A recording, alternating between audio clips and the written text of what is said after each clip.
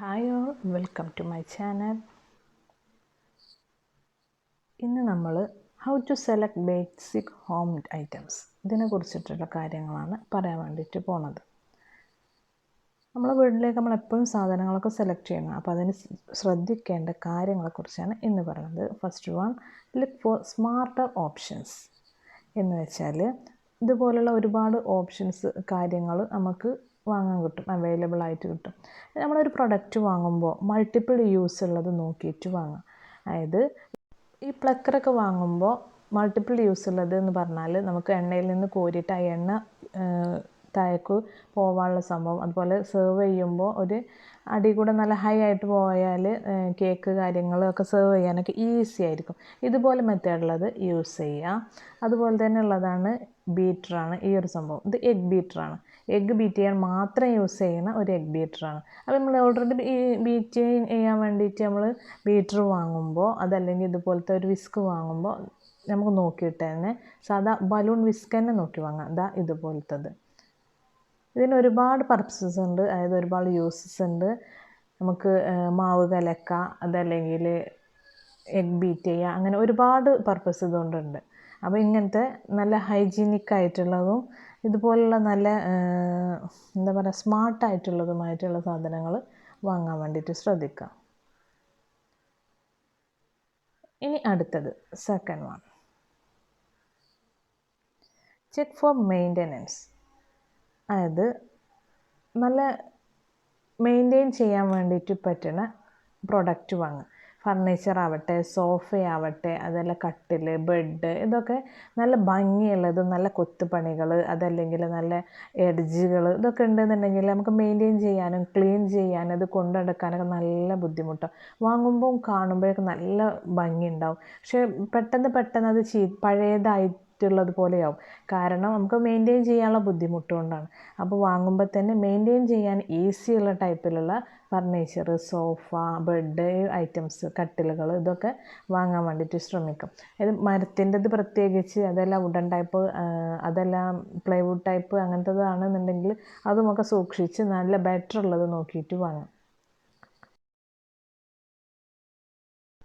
Next third one, large kitchen containers.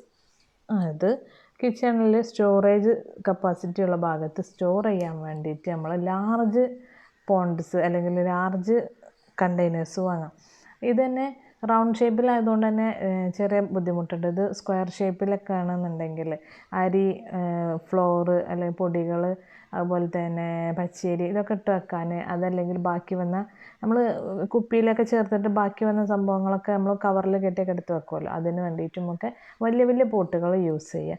ഇതുപോലെ square ഷേപ്പിലുള്ളതാണ് use ചെയ്യണത് എന്നുണ്ടെങ്കിൽ നമുക്ക് സ്റ്റോർ ചെയ്യാനും എടുത്ത് വെക്കാനും ഒക്കെ നല്ല ഈസിയാണ്, കുറച്ച് സ്പേസ് മതി. അപ്പോൾ കൂടുതലായിട്ടും അത് ശ്രദ്ധിക്കുക.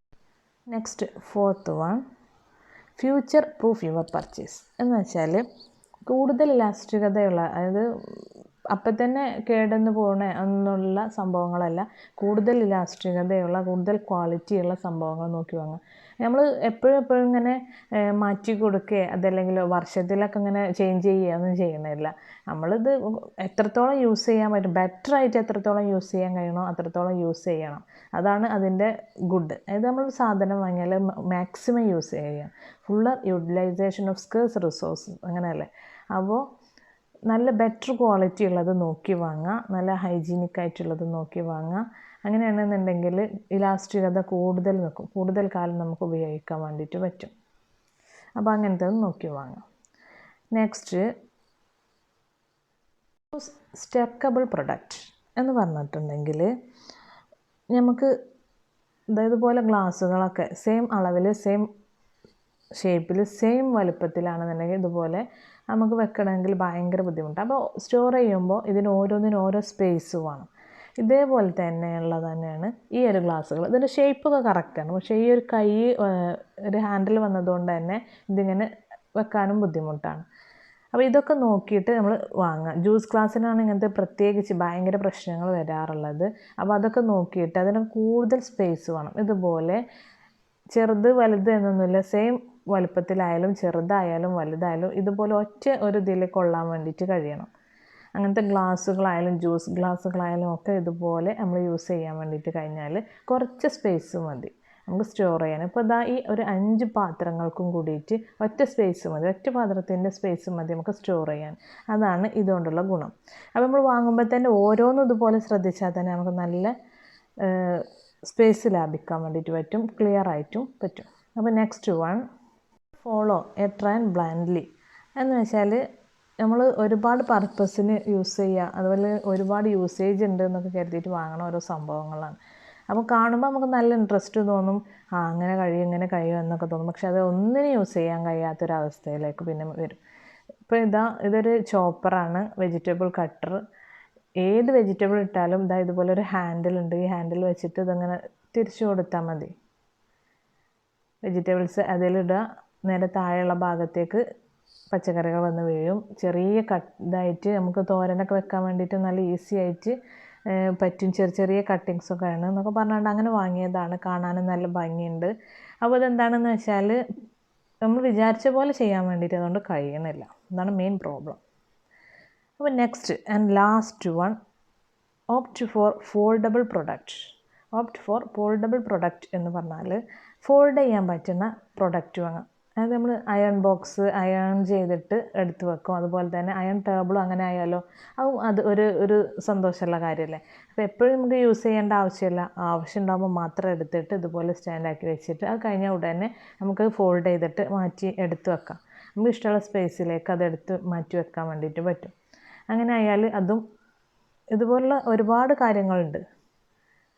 അപ്പോൾ ഇന്നത്തെ വീഡിയോയിൽ ഏതെങ്കിലും ഒന്ന് നിങ്ങൾക്ക് ഉപകാരപ്പെട്ടു എന്ന് വിചാരിക്കുന്നുണ്ട്. നിങ്ങൾക്ക് ഇഷ്ടപ്പെട്ടാൽ ലൈക്ക് ചെയ്യുക, ഷെയർ ചെയ്യുക, സബ്സ്ക്രൈബ് ചെയ്യുക.